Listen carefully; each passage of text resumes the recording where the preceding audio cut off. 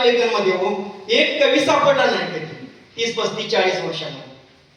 ते MS Mohite sir आणि मी दोनच. नंतर माझा बाबासाहेब तयार झाला, तो साहित्यामध्ये ह्याच्यामध्ये गेला, आपले ग्रामीण भागातल्या कथाकथन त्यामध्ये गेला, पण कवी कोणच झाला नाही. आज मला आनंद वाटतोय की एवढे कवी येतील का, तर आले, तुमचं स्वागत आहे. दुसरी गोष्ट आहे प्रभाव. तुमची कविता मनापासून जर एखाद्याने ऐकली असेल आणि तिच्यावर प्रेम निर्माण झालं तर ऑटोमॅटिक टाळ्या आपल्या वाजल्या जातात. जाणून बुजून कोणी वाजवत नाही. तो प्रभाव कितीचा आहे हेही ह्यालाही गुण आहे. स्पष्ट अर्थ आणि तात्पर्य. कविता वाचत असताना प्रत्येक शब्दाचा स्पष्ट अर्थ पाहिजे.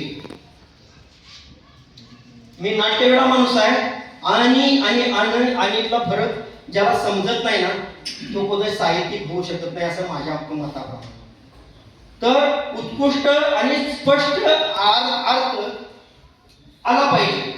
आणि हे सगळं मिळून ज्यावेळा तुम्ही कविता सादर कराल त्यावेळी आम्हा परीक्षकांना प्रश्न पडावा की बाबा ह्याला गुण देऊ का त्याला, सगळीच वरचढ. त्यामुळे कुणी नवोदित समजू नका, कुणी जुने जग समजू नका. प्रत्येकाचे आपण साहित्यिक आहोत, प्रत्येकाचे पाय आपल्या जमिनीवरच आहेत.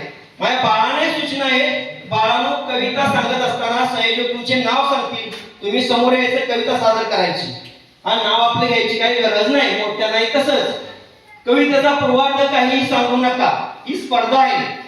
बाई भांगला गेली की तिची दुटी काय भांगलने 9 ते 1 भांगलने एवढंच काम करते. तुझा ऊस मरू दे नाहीतर जगू दे, मला त्याच्याशी देणं घेणं नाही. माझं हे काय दुटीत तण काढणं गेली बघा. तसे तुम्ही स्पर्धेसाठी आला. तुम्हाला पूर्वार्ध सांगायचं असेल, कुठेतरी पाहुणे म्हणून तुम्हाला बोलवलं, आपल्या रेग्युलर काव्य स्पर्धा चालल्या, काव्य नसते, स्पर्धा नसतील तर तिथं अवश्य त्याबद्दल तुम्ही माहिती सांगा. ठीक आहे, कार्यक्रम सुरू करूया. आता नवोदितांना, सर्व ज्येष्ठांना आणि बालमित्रांना, सर्व स्पर्धकांना माझ्याकडून, आम्हा परीक्षेकडून आणि शिवगर्जनाकडून लाख शुभेच्छा देतो आणि माझे 2 शब्द सांगतो.